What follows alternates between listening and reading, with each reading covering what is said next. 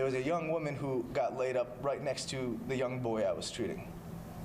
She was 22 or 23 years old, full body surface area burns. And she was unable to speak. And a woman screamed from outside the door, "Hamil, she's pregnant."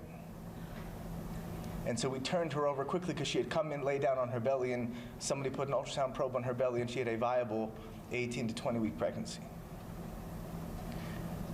But when we did our secondary survey and tried to understand what other injuries she had a shattered tib fib from an explosive injury. She had burns that covered over 70% of her surface area, which is a death sentence in an environment where you can't find gauze and there isn't clean water and there aren't antibiotics. We all knew what this meant on the ground in the trauma bay the first minutes we met her. She was gonna die there and her baby would die there.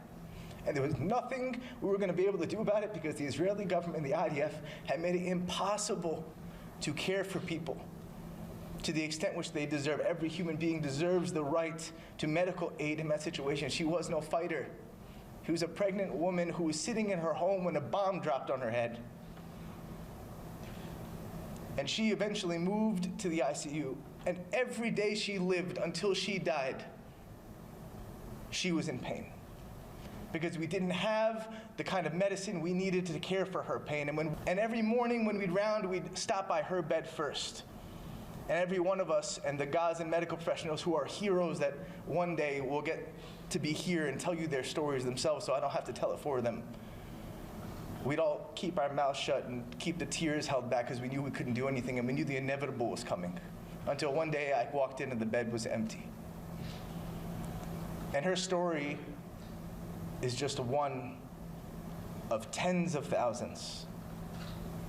And her family mourned for her just like we would mourn for our own family members. And she and every single person in Gaza deserves the dignity and support that humanity as a whole is burdened and has an obligation to provide. I stand here and I'll conclude with this last thought, which is the reason I lose sleep and the reason we cry tears isn't sadness anymore. It's a feeling that we have no ability, despite being from the most powerful country in the world, providing the bombs that drop on these innocent people, that we have no power to stop the bleeding.